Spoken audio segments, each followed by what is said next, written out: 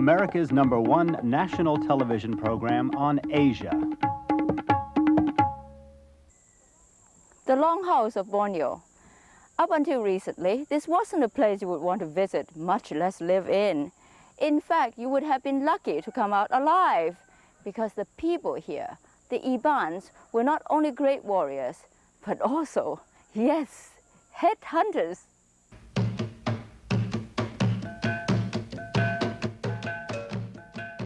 Headhunting is no longer a feature of the Ebans' existence today, but they have preserved much of their hunter-warrior traditions in other fascinating ways. Tonight, we'll look at the distinctive lifestyle of the Ebans, as well as visit with a master of the Wayan Kulit, the shadow play as it is performed in Malaysia.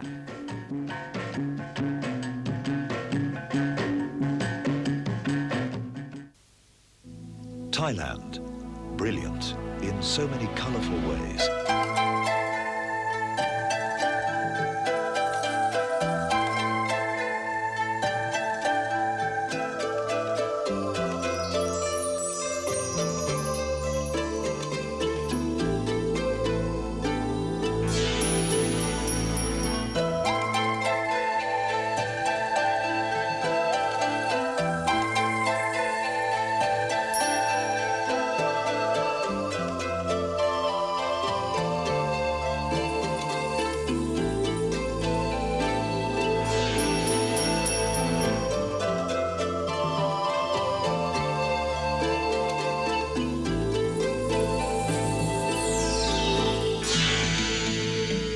Come to the colorful kingdom of Thailand. You'll have a brilliant time. Your Honor, she is leading the witness. I am not leading the witness. I need a vacation, like nobody's business. I need a vacation. Counsel! This summer, you need the airline with low fares to more places. The biggest bargain airline, United. I got a vacation. Counsel, please continue. Your Honor, counsel, And I'm not just flying. I've decided in favor of the Chablis. I'm flying on vacation in the friendly skies. From the east comes the mysterious flavor of Qingdao beer. Qingdao, the beer as enticing as the Orient, as enchanting as the East. Now yours in the West. Qingdao, the beer of China. Borneo sits squarely on the equator to the east of the Malay Peninsula. It is famous for its luxuriant expanse of rainforest covering most of the island's 720,000 plus square kilometers. An explorer once wrote of this jungle forest, "Infinite and ever-changing are its aspects, as are the treasures it hides." In the forest, man feels singularly free. Is it this sense of freedom that keeps Borneo's indigenous tribes in the jungle instead of moving up to cities in Sarawak and Brunei? Is this also why they still cling to their old ways and customs in an era of computers and space travel? To find out, I decided to go on a safari. After 4 hours of extremely bumpy car travel from Kuching, the capital of Sarawak, we made up for the ordeal by taking an exhilarating boat ride on the Skrang River.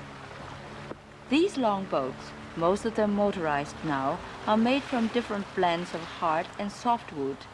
Each seats about 5 people lengthwise and are so shallow that a passenger feels a wonderful sense of closeness to the rushing waters as the boat speeds upriver.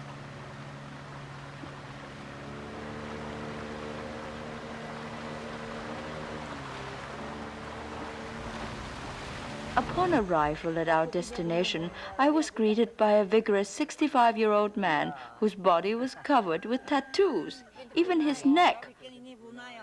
Through my interpreter, I asked him why he had these done.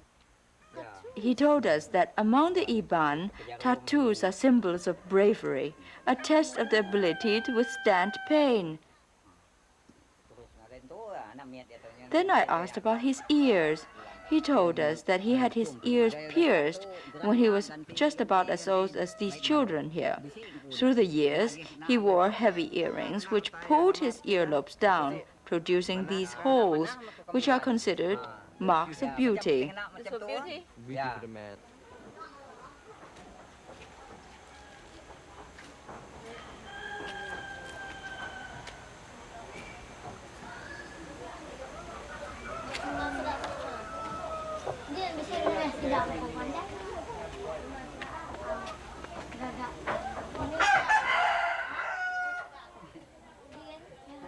The longhouse is essentially a whole tribal village living in one long building. This one, over 80 meters long, is home to about 20 families of 120 people. There are two entrances, one facing the riverbank and one leading into the surrounding jungle. Perched on poles some 5 meters from the ground, longhouses used to be makeshift buildings when the Ebans' lifestyle was more nomadic in nature. Today, a longhouse lasts for many generations, and its construction is quite sturdy. The roof and side walls are supported by stout timbers, and the floor is laid with wooden planks or closely set bamboo poles. This corridor is the main street of the village. People and animals roam about freely. On one side of this corridor is a row of apartment houses, or as the tribesmen call them, doors. There are 20 doors here, one for each family. Behind each door is a private living area. Despite the partition, there is no clear demarcation between living room, bedroom, or kitchen. Beds sealed off by mosquito nets are positioned almost haphazardly. There are appliances, an eclectic collection of mementos and wall decorations. Rice and family treasures are stored in these Chinese ceramic jars, prized heirlooms obtained from years of trading with Chinese shopkeepers. Food is prepared at this primitive fireplace. There is an attic space for storage. It is also the traditional sleeping place for the family's unmarried daughter, a private area where young couples practice rituals of courtship. Outside the doors, in the communal area, there are women practicing the traditions of rattan weaving, for which the Ebans are famous.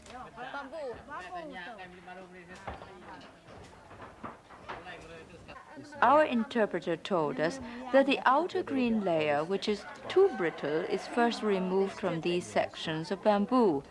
The second layer, which is more flexible and less brittle, is dyed and stripped to be woven into these colorful mats and baskets.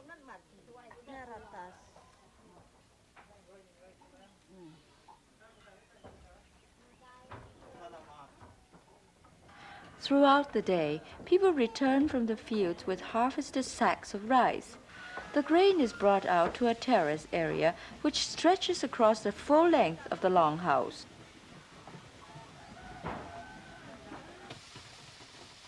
Here the grain is dried and winnowed before husking.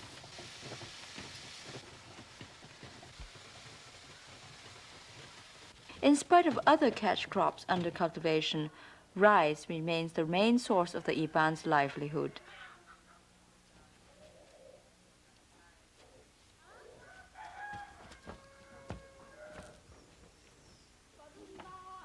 There's always a strong sense of community in the Longhouse village.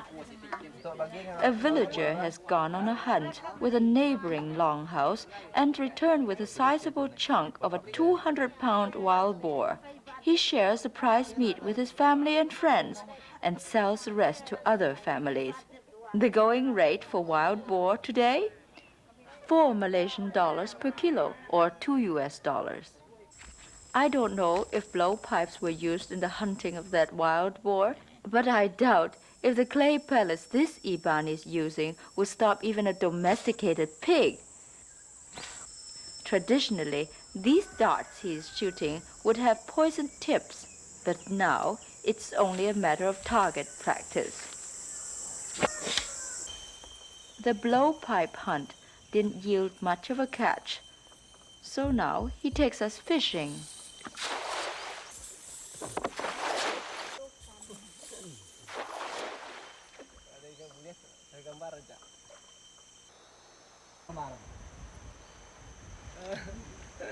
The Eban's life is closely linked to the river.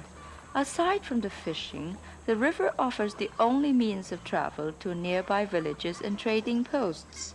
For longhouse women, bathing together in the cool, soothing waters of the river is a daily social event not to be missed. Today, the river also brings a steady streams of tourists who provide a welcome source of revenue to the longhouse. So boat building has become a much valued skill.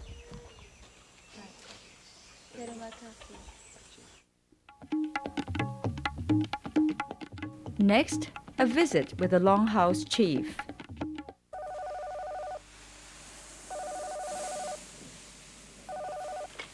morning, Mr. Howard. This is your wake-up call. Would you like the weather forecast for today?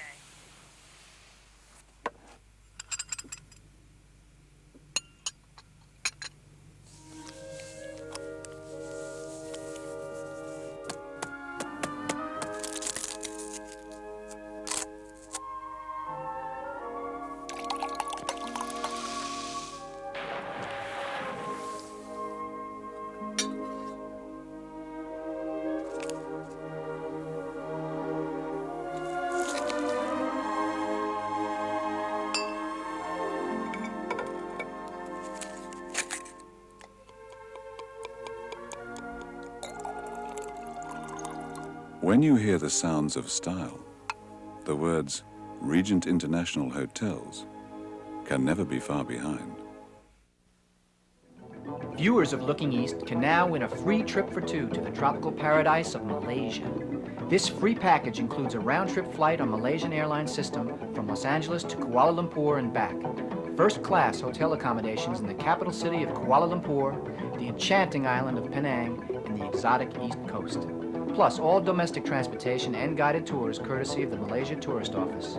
To take part, all you have to do is send us a postcard with your name, address, and phone number, plus the channel you watch us on to Looking East, Malaysia Tourist Information Center, 818 West 7th Street, Los Angeles, California, 90017. The winner will be selected by random drawing and notified by August 31st of this year. Entries must be postmarked no later than July 31st, 1987. The address once again is Looking East, Malaysia Tourist Information Center, 818 West 7th Street, Los Angeles, California, 90017.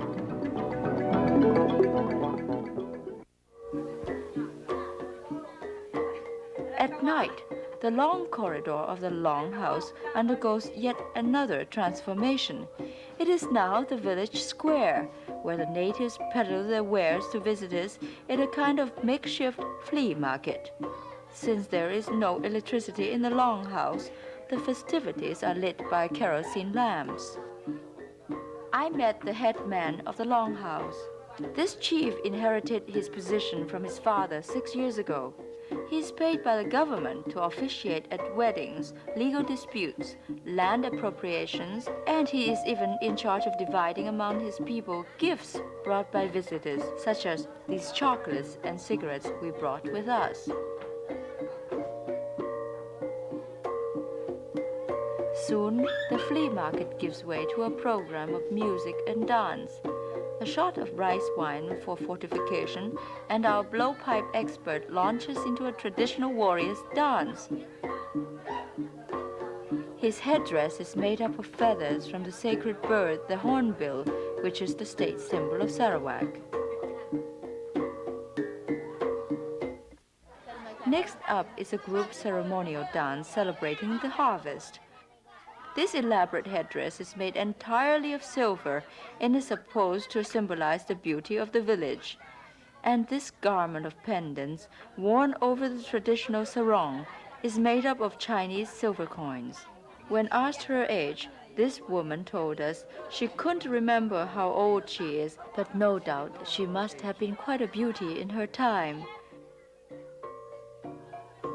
With all that silver to wear, her movements are certainly inhibited. But as the queen of the dance, all she has to do is to look regal, and she does that perfectly.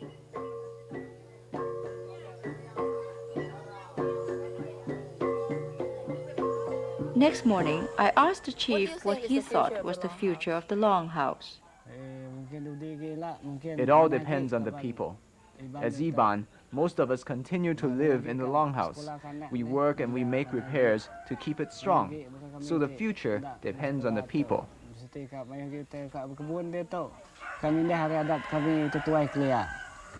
What is the main income to the longhouse today? The main source of income is from the harvesting of the rice we plant, as you can see here. We eat the rice ourselves, and we also sell it for profit. In addition, we tap rubber, and we also plant pepper and sometimes cocoa as cash crops. How is your life affected by modern technology, such as television and motorized boats? We like having modern technology. It makes our lifestyle closer to that of people who live in towns. We like having the television to see what's going on in the world, and we also like having the motorized boats to transport our goods. With the children being more educated, will they move away from the longhouse? For those who have education, they will go to the towns to look for a job. If possible, they stay there for a few years until they make enough money. Then they come back to start their family and continue to live in the longhouse.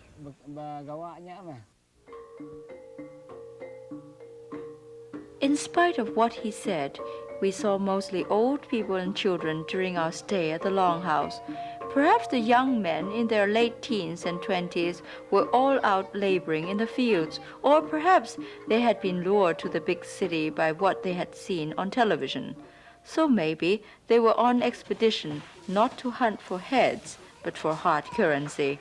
In any case, head hunting was banned by white colonial rule during the last century and was only revived briefly during World War II. Today, these smoke-blackened skulls, once trophies for manliness and bravery, hang now as symbols of an irretrievable past.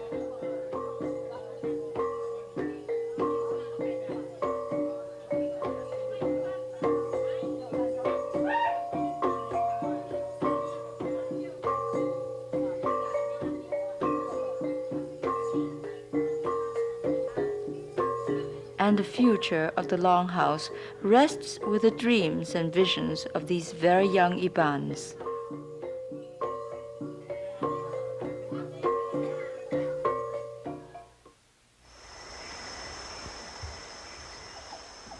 On the boat journey back from the longhouse, we shut off the motor and just drifted downstream with the river current.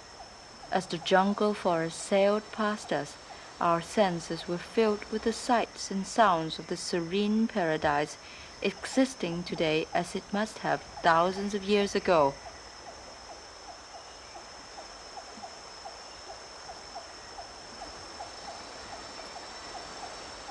And for a brief time, like the Eban, like that explorer who wrote so accurately about the Borneo forest, I understood what it was like to feel singularly free.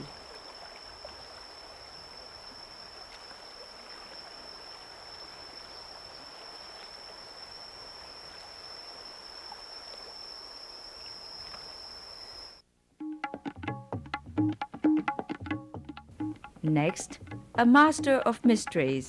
Fly the traditional way to the Orient on Northwest with more experience across the Pacific than any airline in the world. Daily non-stops to Tokyo and convenient service to 9 other Pacific cities. All our trans-Pacific flights are comfortable 747s, and you'll enjoy regal imperial service with an excellent choice of entrees in first and executive class. For a gracious tradition across the Pacific, go Northwest. There is an island on this earth so colorful It is surely the work of a master painter. An island where the harvest of the day's yellow light can be savored steaming at night. Where green plants entwine and exotic creatures recline. Where with a splash of blue, sapphire pools gleam like jewels in the setting of a dream.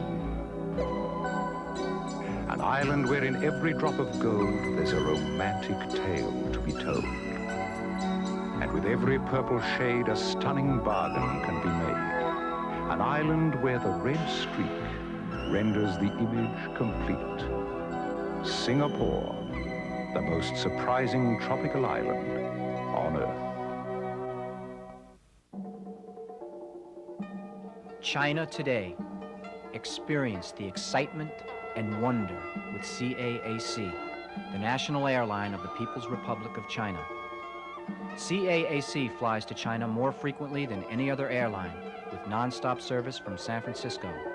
Flights also originate from New York and Los Angeles. Experience China today with CAAC.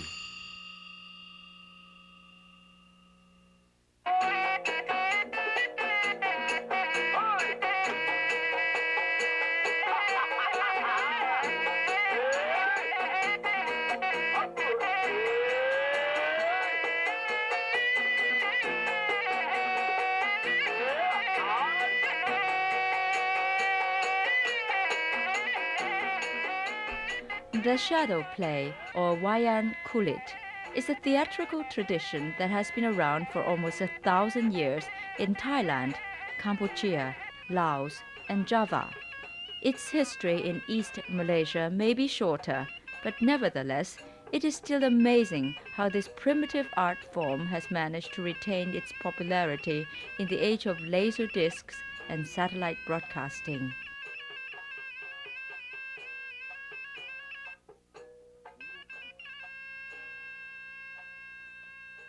Wayang kulit is practiced by a dalang, the puppet master, or master of mysteries, as he is sometimes known, because the stories he tells with these puppets are very old. Many of them are based on the great Hindu epic Ramayana. Hamza Awang Hamad earns his living and supports his family from being a dalang. He makes his puppets by hand, from buffalo or cowhide, gradually cutting and shaping them into characters, engaged in the eternal conflict between right and wrong. Hamza's wife assists him in his work by painting the puppets into bright and colorful characters.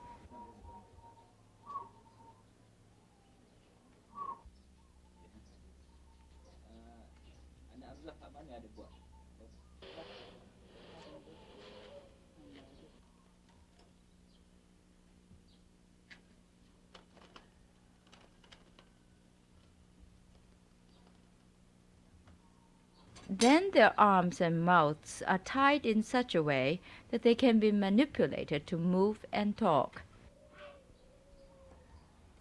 This one is the hero most often depicted in shadow plays, Rama, the prince who personifies goodness. And these are everyone's favorites, two comic characters, Wak Long on the left and Pak Dogo on the right. They are sassy characters that make everybody laugh, including the puppet master himself.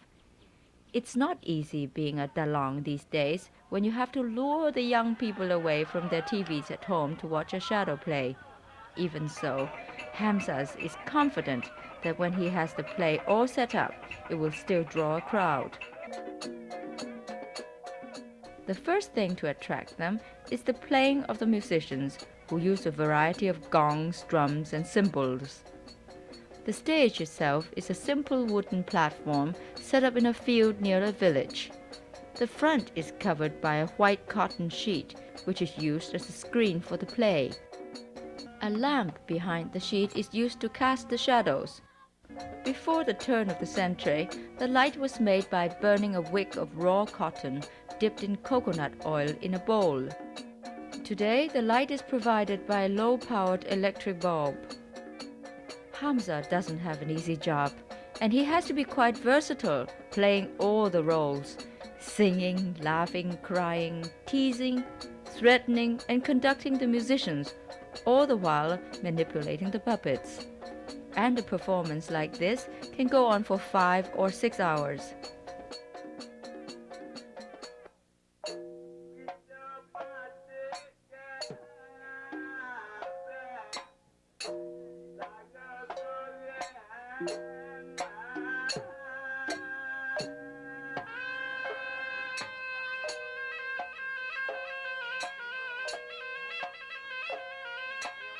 The stories Hamza tells are usually morality plays, and the outcome is always the same: goodness triumphs.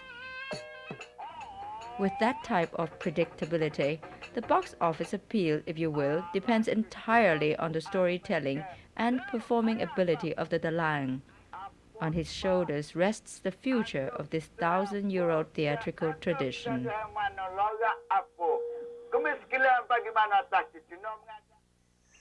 Well, that's our show for tonight. I'm Yue-Sai Kan on the Scrown River in Sarawak for Looking East.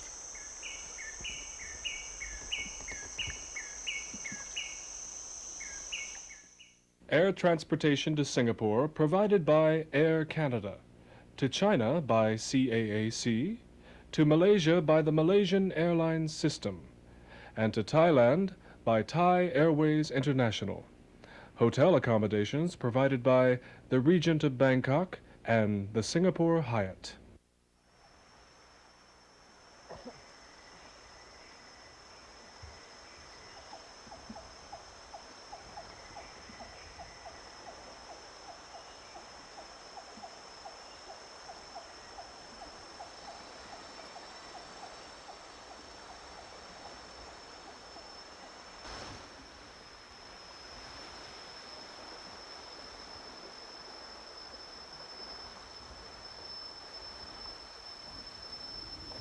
We would love to hear from you. Please send us your letters and comments to Looking East, P.O. Box 723, FDR Station, New York, New York 10150.